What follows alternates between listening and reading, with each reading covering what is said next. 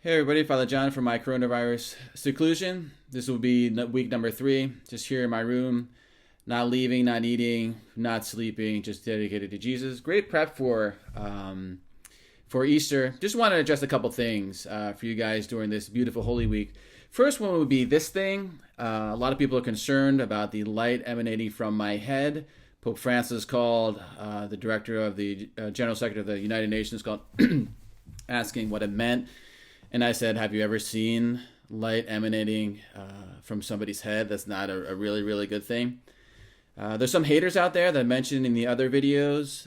It doesn't happen, but they probably don't see it because they're sinful and there's darkness in their hearts. So just wanted to clarify what that is. Some people say, is there light up there? Is that from a fixture in the ceiling? Of course, there's no light up there. It's all just flowing out of there. So just to clarify that.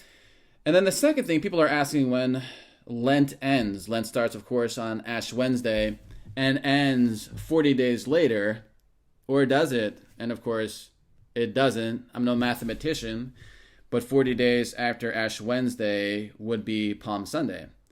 And you can say, well, that's great because the 40 days end and then it's Holy Week. But the thing is that Palm Sunday is Holy Week. So that logic doesn't really work. And other people say, well, no, what is really happening is it's these 6 weeks without the Sundays, 36 days plus the 4 days of Ash Wednesday. And that certainly does work, except for the fact that the Triduum and the evening of Holy Thursday is a different liturgical time. Lent is definitely done by then. The problem that we're dealing with is that this is not from apostolic tradition, which means if you look back to the apostles, there's really no common denominator. There's not something that everybody did. Basically, everybody did whatever they thought was appropriate. And a lot of people did different things. Like in Jerusalem, they had 8 weeks, but just counted the weekdays. So they were off on weekends. Pretty modern. St. Gregory did 6 weeks of 6 days, 36 days.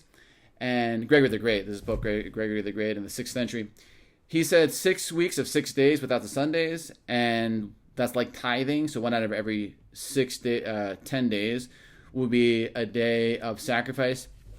Ultimately, there's really no way to make Lent work in 40 days. It's more of an art than a science. What I will say is really important, though, is not so much the 40 days of Lent, but the time of sacrifice. And I think that that's something that we could really relate to. It's something to really have in mind during Holy Week, is that it's a time of penance, time of sacrifice, and that doesn't stop until the night of Holy Saturday, until the vigil, which typically happens at sundown or 8 p.m. That's when our sacrifice ends. And what should our sacrifice be? It should be really great. Passion Sunday may be the thing to really have in mind when we think about this. Passion Sunday is a Sunday before Palm Sunday. It's a Sunday when all of the statues are covered, when Jesus is veiled. And it refers to the time when Jesus was in the temple. This is John 8, I want to say 56 to 63.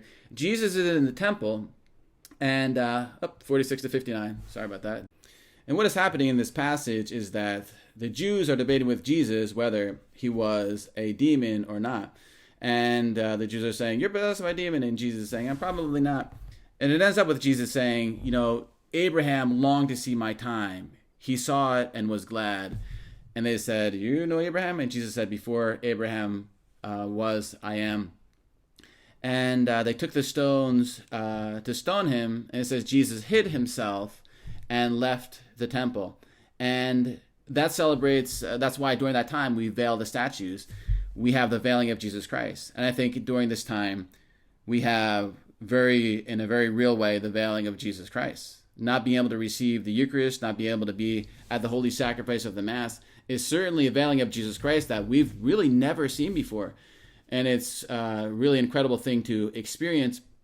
And what we have to have in mind is precisely the time of penance, to repent of what caused that. And you could, there's a million things you could say that caused that. The elements of the sexual revolution, the abuses in the church, our culture, and how it's turned its back on God, whatever, finding faults in our culture and in our church and in ourselves. It's like shooting fish in a barrel. It's very easy to do, and there are many examples, so there's no reason I mean, we could think about that. That's great. But the most important thing is, how are we going to respond? How are we going to respond from this veiling of Jesus? And I think we need to do penance. We need to sacrifice. And we need to sacrifice especially during Holy Week. We say, like, what does that mean? Well, in the beginning of the church, during these 40 days of Lent, they had some pretty intense sacrifices. What they did for sacrifice was not consume, not only not meat, but no products of animals. No milk, no cheese, no eggs. Also, they only had one meal during the day, in the afternoon, in the time of none, which it could have been 3 p.m. Typically, it was none was more of a period of time, so it started at noon. That's why noon comes from none. But they only had one meal a day. Compare that with the sacrifices we do now. We have a Good Friday, which is only one meal a day with no meat. We have Ash Wednesday, one meal a day, no meat. And then on Fridays, no meat. You could slam a lobster during that time, absolutely no problem. You're totally in the letter of the law, maybe not the spirit of the law, but certainly in the letter of the law. And what we need to recognize is, as a people, as a culture, as the people of God, as a church, we need to embrace sacrifice.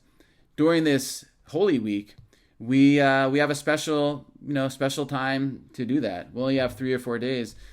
But what we should ask ourselves is, what is God calling me to change in? Clearly, this is a call of attention. This is God calling our attention in a very, very special way.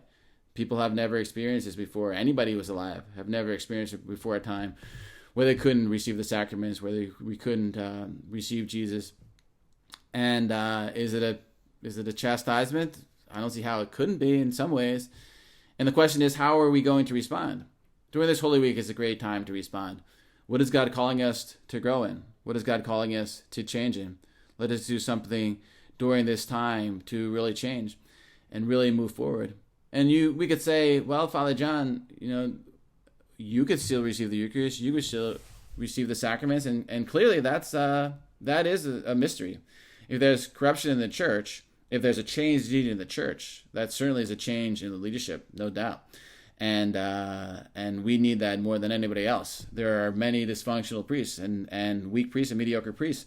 And if you ask St. Augustine, you know all about that. So pray for priests, and pray for priests as well. Pray for leadership in the church. Pray for all of us that we may change during this Holy Week. Ask God, what are you calling me to change to in this week, and really do special things, special sacrifices, special penances for that. God bless all of you. I'll be praying for you, certainly. Holy Thursday is the day where we commemorate our priesthood. And our priesthood is all about our relationship with God and also our relationship with the people. And it's kind of tough not having people visibly with us. So we're very, as a priest, it's almost even more weird than the faithful, the lay people. So let's all pray for each other. God bless all of you. God bless the Pioneer Catholic community. And God bless the world during this difficult time. May our prayers and our penances bring peace to those who need it, bring protection to those who need it, and bring solace to those who are suffering. God bless all of you, and pray for St. Augustine and for Pioneer Catholic.